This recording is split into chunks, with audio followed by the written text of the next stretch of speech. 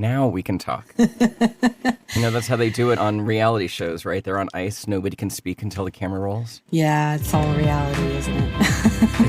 It's all reality. Hey, this is Lawrence Lewis. And this is Sister Christian. Today is Thursday, July 9th, 2020. This is the Producer's Happy Hour, a weekly podcast with two producers on opposite coasts. My friend Christian's in New York City. I'm in Los Angeles. And we are exploring what it means to be a good producer, especially as we're coming out of a global shutdown.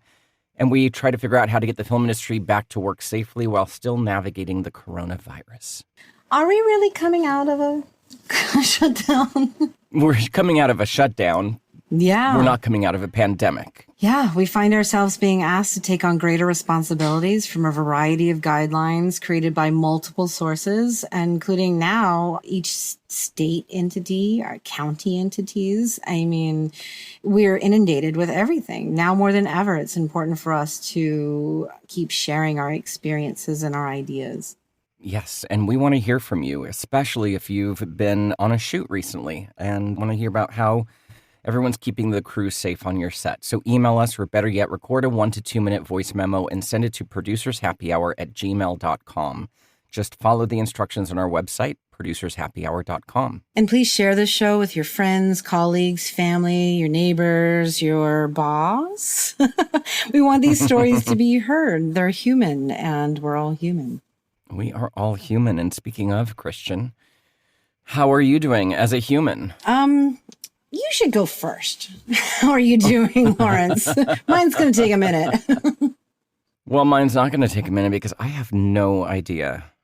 Mm-hmm. I really don't know where I'm at. And I think, we spent a lot of the shows, especially in the beginning of quarantine, talking about how we were feeling because it was such an emotional journey. And, I kind of thought we got through all of that.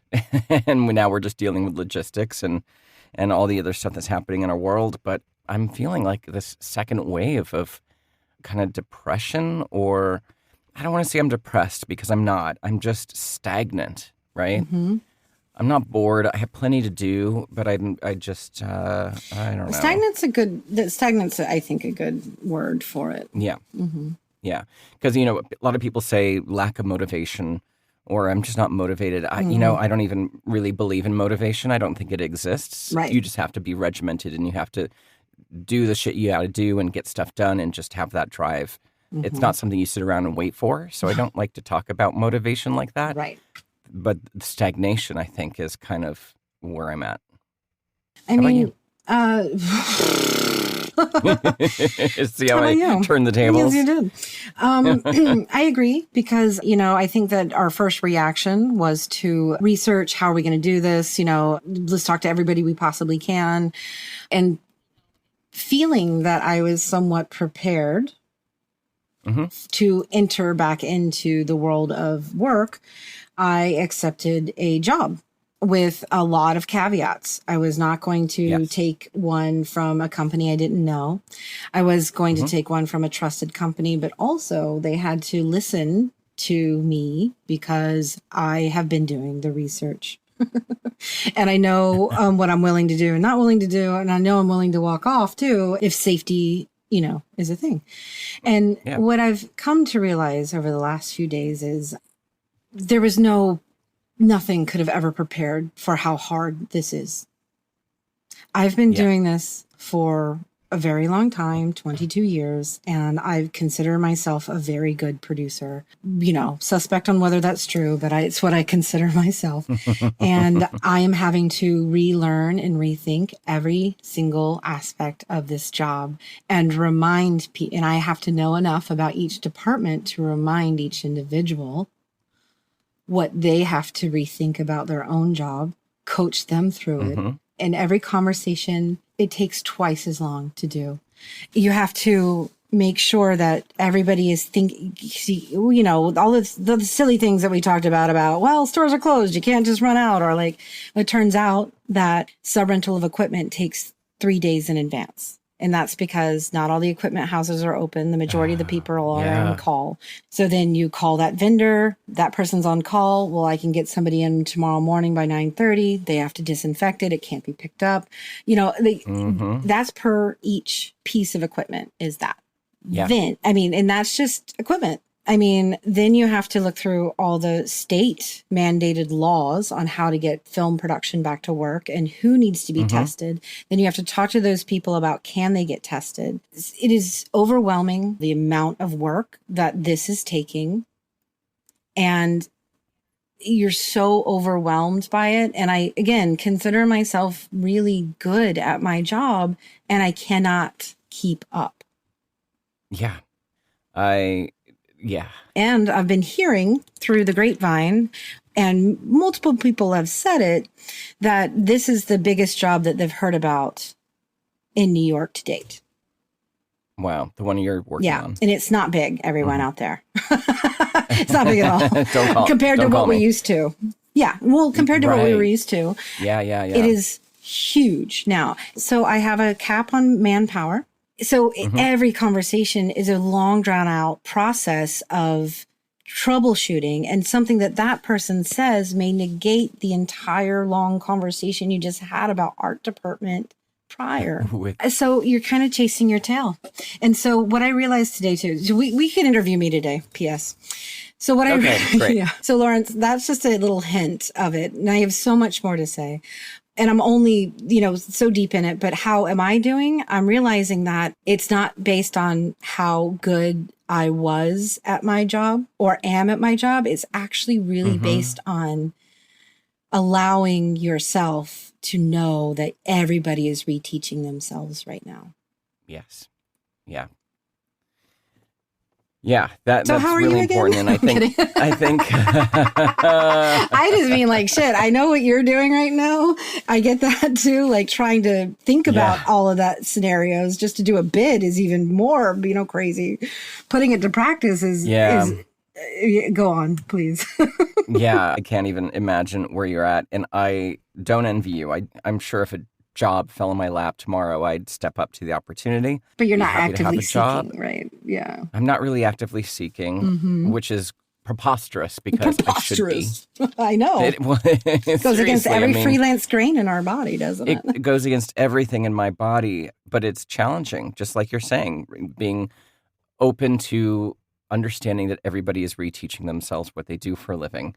And that's a frightening prospect. This is our careers, right? And now we have to relearn our careers in a new way. Not that it's unsurmountable. It's a little daunting, though.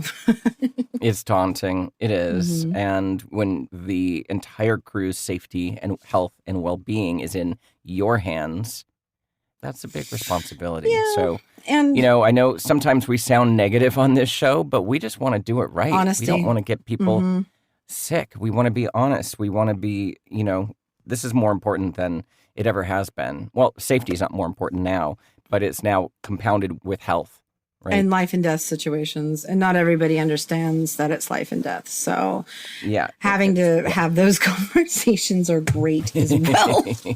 Yes. Politics aside, I do want to keep reiterating, though, because I do want to try and dismantle the fear out of this. Oh, yes, please, right? please. There's of so course. much fear.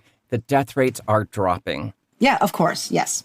And there was a study that I listened to on The Beast, a scientist they were speaking to, where something that normally happens with these kind of viruses is that they mutate all the time. It has mutated. Typically what tends to happen is it will start to mutate into a different strain that is way more contagious, way less deadly, and way less symptomatic. And that's how it lives, right? It makes itself just spread more easily. They don't know if that's where we're at. They are hoping that's where we're at. That's where they think we're going. Yeah. That's where they think we're going. And then it just turns into something like the flu. Yeah. And so, and then all the flu people were right. And then all the flu people were right. But, caution be damned. What? I mean, we didn't know what it was in those early years. And we had to hey guys, and I just wish, I was daydreaming, how could this have gone better? And I just wish the CDC or WHO could just say, guys, we don't know what this thing is. It might be extremely deadly. Stay inside while we figure it out. We'll come back to you with some news. Right. And then when things were kind of figured out, it's like, okay, guys, everyone can go back out, do what they need to do. But please, for the love of God, wear a mask. I mean, how refreshing would that be? I mean, seriously, I think we would be in a much less disastrous situation with the state of society in our country. Mm-hmm. And the state with everyone's well-being. If we made a fun little campaign where it's like, wear a mask. Yeah, exactly. But, hey, designing our own utopia, right? Right here on Producers Happy Hour. Yeah, I mean, yes. But it also, it's society in general. There's people who care, people who don't care, and the loudest voices are the ones that are heard. And a lot of times those voices are also the most, radical views. I'm not trying to ignore the fact that deaths are happening, right? Of course. And I know when it's one loved one's person that's dying and I'm sitting here saying, it's not deadly. No. It is deadly. People are dying. I know 3 people whose mothers or fathers have died.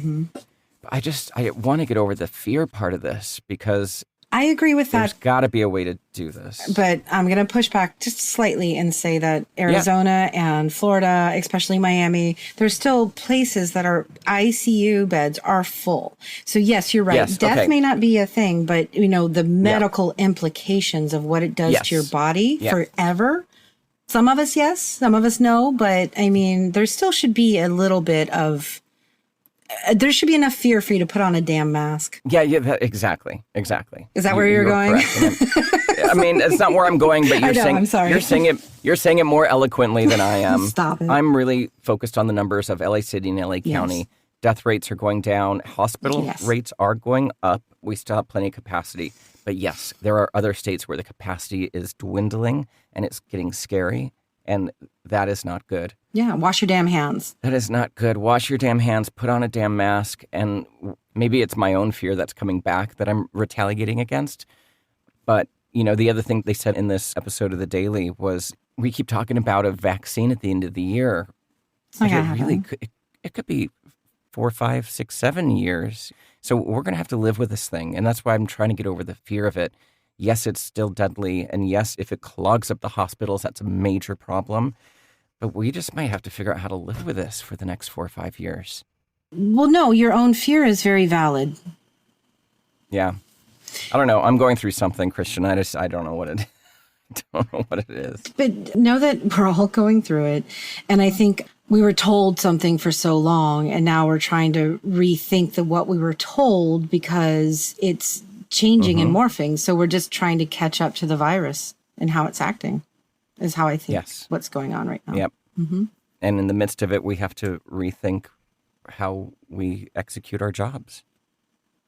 So let me ask you this. There's a lot of questions going on the Facebook production groups about testing and what people are doing for set testing. Yes. One thing that I want to put out there that a friend of mine mentioned, I didn't even really think about it, and maybe we talked about it on an episode, I can't remember, but there is such a thing. We talk about testing on set and taking people's temperatures. There is a thing called the HIPAA Act. There is medical privacy that we have to think about. So if we're asking somebody to take a medical test to qualify for a job, is also illegal. Even if we took somebody's temperature on set, that's covered under HIPAA. And how we record that information.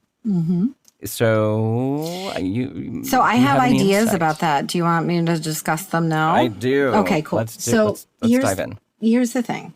You are correct with all of that, but it's mandatory in New York to ask certain departments like hair and makeup to get a test before they come to set. They have to test negative before they come. So and that is a law. By the state of New York. That's a law. Okay. Yep. And so I had a conversation with the company and their HR department and explained that to them, and then said that we, in order to make sure that the individual will do it, we need to pay them for their time. Oh. I'm not going to ask for proof of their medical records. So I have to dive deeper into that. And I actually have another HR call this afternoon and can report back. But where are they going to come in with a PDF of, their test results? I've doctored Don't tell anyone, guys, but I've doctored a few PDFs in my life. Seriously? Right. And so how do I make sure that they've complied? And part of it is you can't really ask for people. I think we covered this in the last show. You can't ask for people to not go to, let's say, a big white trash lake party because it's on their own time. You're not paying for that time. And so I can ask an individual to get tested in advance of the shoot day. And I also can tell them that I can't hire them unless they have been tested. But what I have to also do is pay them. That makes sense. Yeah. Have you thought much about recording temperatures on set? There's a couple of ways to do this. And it's like I hire a medic and I ask them to do it and they pre-screen and then with the questions and then, but where does that information go from HIPAA laws? Do we discard it after 14 days when we realize nobody's sick? I don't fucking know. I'm not a healthcare professional, as we've said a couple of times. So what I'm doing now is I have 3 different interviews with 3 different medic companies. So there's a couple out there that supply medics to live events, and they all have COVID procedures. So the next thing I'm going to do is hire a company, a third party that the company I work for signs a big, long contract with. And that company follows any HIPAA laws they need to. And they also maintain the medical records. They don't send them to me. And they do everything properly. Okay. All right. Yeah. That makes sense. That's similar to, I do a lot of experiential work and sometimes there's contests involved and we receive people's personally identifiable information. Yeah. And there are companies that are kind of clearinghouses for that kind of stuff. So production never receives an email address or a name. It goes to this party that's secure and has protocols for how to protect that information and just acts as the liaison between us and the contest winner. So I guess that's kind of similar. Yeah. By hiring one of these companies, they protect the information. They know HIPAA. They're under HIPAA compliance and they facilitate what we need to do to keep our safe set. So here's another one for you. This is in the film guidelines. So say you enter a business, that business has to record who you are. In case somebody that day, they contact trace somebody to that business for that day, we know everybody who's gone in and out of that business so that those people can be contact traced in the future. Thank goodness I am filming at a stage because the stage, they have an intake program. They take your call sheet, they email everybody. Everybody has to go and sign up for it. They all get assigned a QR code. And then that QR code, you need to scan in and out every time you go in and out of the business. Interesting. Yes. And they have to keep that record and record it. So easy peasy, right? What if I was doing it on a location? What if I'm filming in somebody's house? And I understand the house isn't a business, but am I a business? So there's a lot of things to suss out here. I'd love to hear if somebody has looked into this or not.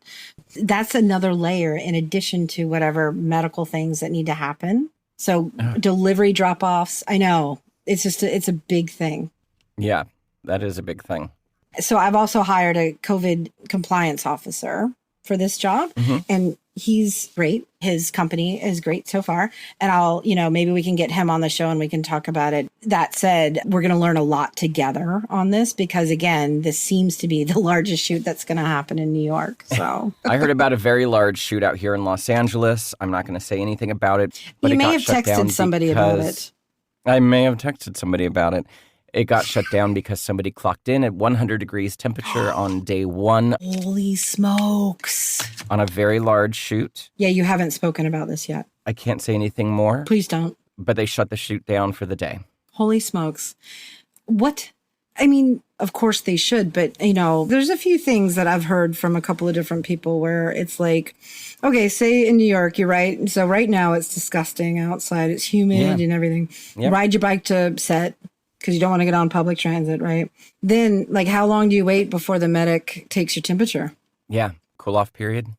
Is there, how early do you have to get there in order to cool your body off in this disgusting weather right now? In order for you to, because technically you should not come in the building until you've been screened. And what if I'm, ovulating? I know I've said it before, but there's many things that can affect it. If you're ovulating, you're gonna exactly. Menopause. God forbid. And I doubt they're going to shut down film shooting again. I doubt they're going to pull permits again just because. Coming down from Molly. No, I'm kidding. There'd be. What is it, a why is Tuesday everyone morning? sweating? Exactly. But the point is that anything could rocket your temperature. The simple fact is, whether it's a temperature that shuts down a day, fear of the headlines that shuts down a shoot day, the jockeying for when do we shoot this, where do we shoot this, all of this is unsustainable.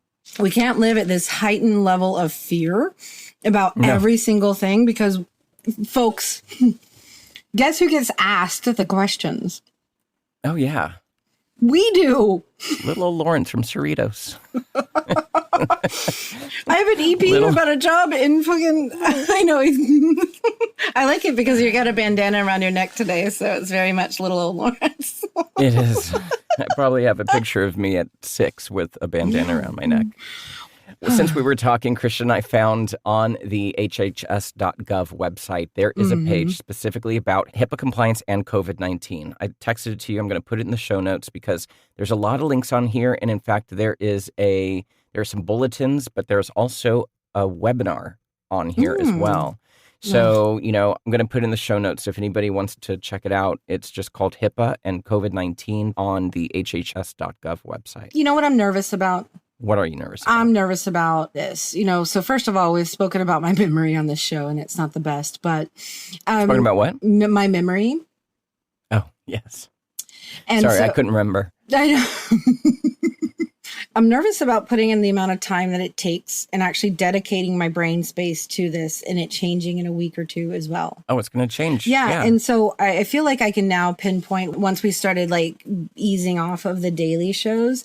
It's just there's only so much information and scenarioing we can do. Now we have to take all this stuff and put it into practice. So talking about it every day was becoming almost like we just can't anymore because there aren't answers and all we're doing is talking. Right. Nobody has a fucking answer. We're going in circles. Yeah, exactly. And so we've always adopted the idea of hiring professionals who are keys and then trusting those keys to do their job so that I don't have to know every single thing about what the key does. I trust that they do. That's another scary part about all of this. And I think it's where my overwhelming comes in. I can't know everything. I can't. But I need to have those people out there who are. That's why we need a COVID compliance officer. One of the first learnings I had when I was in school, little Lawrence from Cerritos, learning about filmmaking, somebody in some book, some big filmmaker in some book said, surround yourself with experts. Surround yourself with people that are smarter than you. That's how you become a great producer, a great director. Surround yourself with people who are studied in these very specific fields. And that's what we have to do. That's what we have to do. I mean, I'm not trying to shirk responsibility or say I'm not going to busy myself with learning something. It's pretty overwhelming. It is. It is.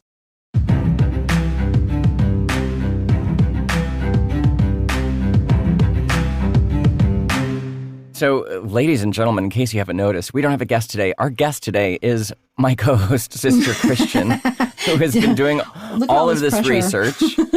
I mean, there's plenty to cover. I want to start again and say something that's pretty important, Lawrence. So, I guess I'm feeling quite inadequate, definitely overwhelmed. Yeah. It's just today I had to have what I feel is a very vulnerable conversation with the people who employ me because the amount of work I could turn out prior to this was You've moved mountains. And in all fairness, I can't. There's this way, it's overwhelming. And so I think that it's really important to begin those conversations with a company who's hiring you in advance and explaining to them how much work it's going to be, or else you're going to find yourself overwhelmed with people's safety on your shoulders as well. Yeah. And it was a very hard conversation to have because I'm not allowed to admit that I don't know something, and I'm not allowed to admit that I can't handle something. I've never done it before. And this morning I actually had to say that I did not realize it was going to be as hard as it is. Right. And they immediately responded with kindness with help. And I'm still mortified that I had to do it. And it's my problem. Yeah. But I mean, it's honesty, Christian, right? We're no value to anybody if we're not honest in what's achievable, what's not achievable, and where more support is needed. Right. Whether you believe in the virus, you think it's a total hoax, that's irrelevant because these are the regulations that we have to abide by. Now there's mandated state regulations that have to be done. And so, I mean, whether I believe it or not, I have to do it. Exactly. So you can sit there and complain about wearing a mask and, say, we just get back to work. We're fine. That's great. You think that. But there now are guidelines, regulations, and laws that we have to follow in order to make the work happen. And it's a lot to learn. And us freelance producers are put in an awkward position. Right. Now, there are a lot of companies that have done the work for us. They've done the work. They've talked to their lawyers. They've talked to their insurance providers. And they have a plan in place. And that's great. There are a lot of companies out there that haven't and are expecting line producers like you and me, freelance, to figure it out for them. And that's where it gets overwhelming and stressful. So I'm sorry you're going through that. Again, we're not doctors, we're not lawyers, we're not insurance providers. We have to be able to step up and say, hey, this is not something I can handle. Here's a big chunk of the pie that needs to be figured out by experts in those realms. Yes. This all points to a little piece of news that I want to get to.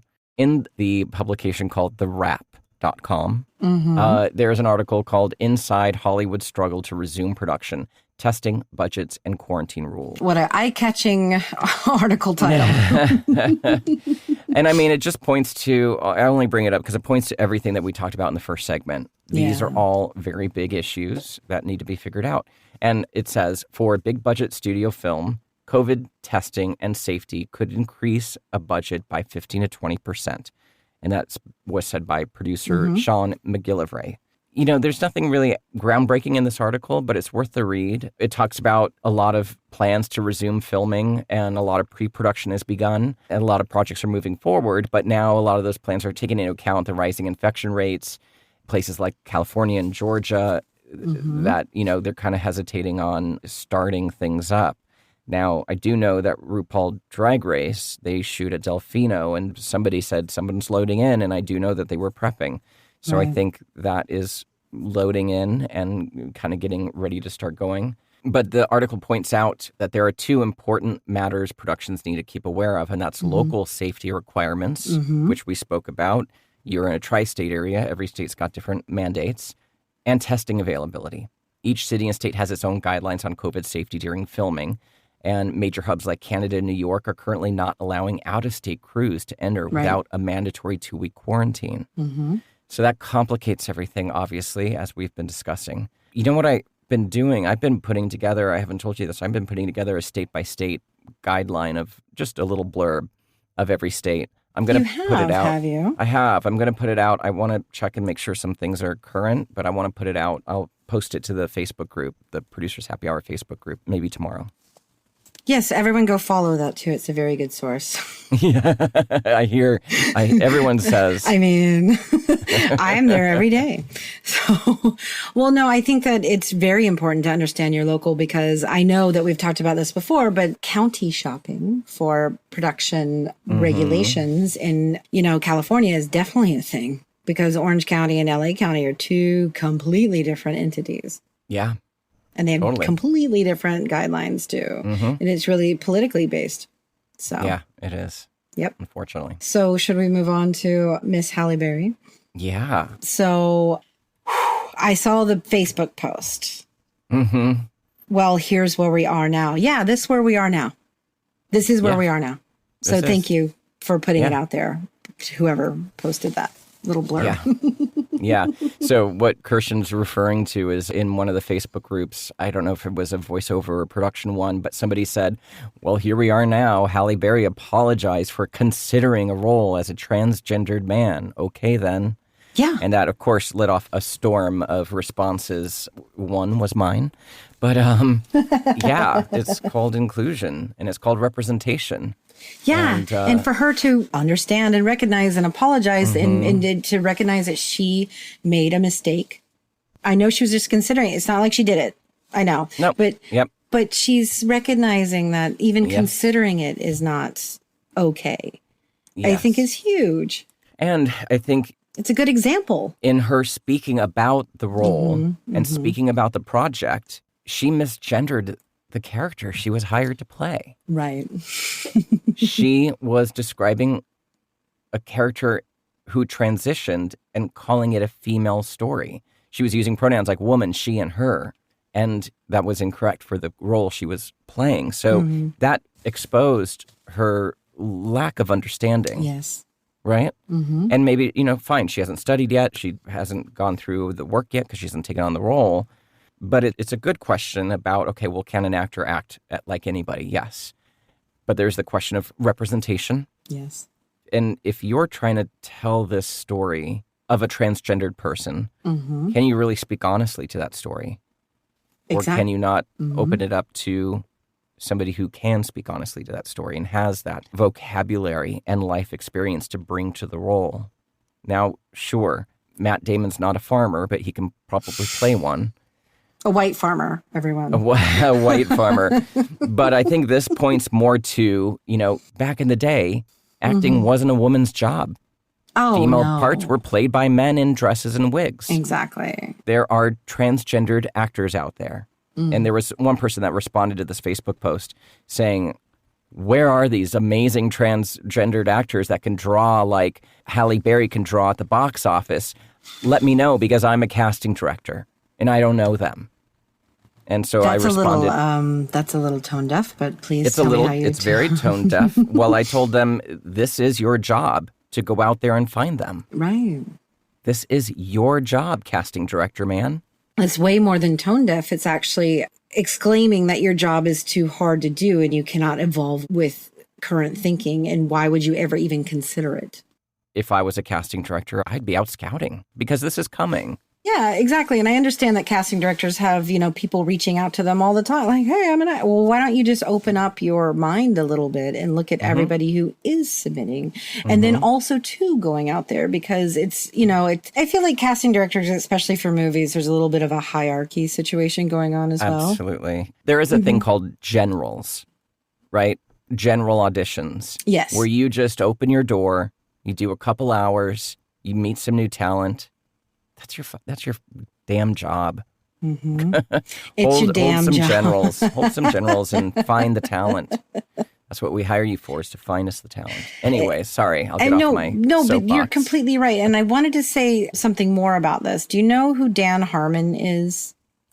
He was the creator of Community and Rick and Morty. He went through a change several years ago about showrunners. And he was trying to get on Rick and Morty. He basically woke up one day and was like, I'm hearing all this stuff about when a showrunner is presented with a show, the agents are like looking at scripts and saying, oh, this looks like it appeals to white males of this age. And then they only present showrunners of white males of this age, right? And so he's like, it's a huge problem. He went out there and tried to break the mold and started to really develop the show in a way that they open up to so many different writers out there who are BIPOC and women, just because we all love that fucking show too, but it's always written from a male's was written from a male's perspective. And so you actually have to, casting director, go out there and try to change the culture. Because if all you're doing is waiting for somebody else to discover a transgendered actor, then you're not doing your fucking job. And so it's the systematic stuff that we've been talking about and systemic. Both words. Both have been. Both. Systemic and systematic. Yeah, but he's got a whole podcast about it. An Asian female writer is his partner, and they talk about representation in the writer's room. So I'll put that in the show notes. I'll find it and put it in the show notes. Great. There was another article I wanted to mention that is about Facebook. We talked last week about the Stop Hate for Profit campaign, where all the advertisers have dropped out of Facebook for the month. So we're in this month. We're in this month where all these big advertisers have dropped off the platform, and hopefully it's making a dent in Facebook's pocket. But it's apparently not really doing much else because there was a phone call. There was a meeting between Facebook and leaders from civil rights groups aiming to reach some kind of agreement to end the boycott of the platform, right? Mm-hmm. And apparently it just fell flat. Apparently, according to these civil rights groups, Facebook just gave them talking points and talked in circle. Really, nothing came out of it. Right. So Facebook just kind of fell apart there and didn't really promise any sort of real change, any sort of structural change or anything. Yeah, that sounds about right. Yeah, it does sound about right. And now sounds about white. This article in Ad Age, it's called Facebook Watchdog Rips the Platform's Inaction Over Misleading Trump 2020 Posts. It's in Ad Age. You can Google it. Basically, the civil liberties advocate hired by Facebook says the company is opening the door to voter suppression. This is a watchdog that Facebook hired to make sure they're doing things correctly. And they're saying, no, this is all wrong. So Facebook's own civil rights watchdog tore into the company for its refusal to take down or fact check President 45's inaccurate posts about mail-in voting. This was according to Bloomberg News. Uh-huh. The article goes on to say that ACLU veteran Laura Murphy conducted an audit of the platform's policies and performance, and her report, delivered yesterday, excoriated many of Facebook's recent decisions. So, they're going to have to wake up. I hope these advertisers hold out on this ban and hopefully some change gets made. I hope so too, because honestly, I mean, from when I talk to everybody, Facebook is groups and a lot of calling people out on their shit right now. So Yes. Advertising is just ridiculous on Facebook. I don't know who's doing it, but I hope it continues. Yes. We've been rambling for a while now, so we could wrap this up into a nice little bow until next week. We'd still save a little time in each show to talk about our page on the website, Do the Work. Yes, please. And on that page, there's a lot of anti-racism resources for you to educate yourself on the issues of racism that have long plagued our society and our industry. Yes, Lawrence. And so we said we were going to watch 13th and discuss it. So, wow, very powerful film. Yes, it is. And if you haven't seen it, check it out. It's Ava DuVernay.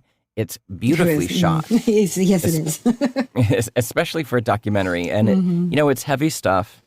It's not Sunday fun day, daytime watching. It's important. And it's uncomfortable. It's uncomfortable. And I think it's really important to understand the history of policing and the prison system and what that represents in today's culture. If you can dive in and watch this film, you will get a better understanding of why all the fuss and why the calls to defund the police. If you're confused by it, check out this film, and hopefully it will shed a little bit of light on it for you. I would like to mention at this time an interview that I saw with Don Lemon. He interviewed WNBA star Natasha Cloud, and she's really giving it to Georgia Senator over her Black Lives Matter objections. Amazing. It was really great. I know. So please, I'll put it in the show notes. I thought it was just a nice little, sum up of why it's important and why it's important that everybody should be concentrating on Black lives right now. Yes. Yeah, exactly. And again, the film 13th, the Ava DuVernay documentary, it's on Netflix. I know you guys have it. Dig in, watch it. It will help shed a little bit of light onto the systemic nature of the problem of policing and prisons. And I have to be honest, Christian, I know this has come across my psyche at some point, but I really didn't ever wrap my head around the fact that the origins of policing came from catching slaves that escaped.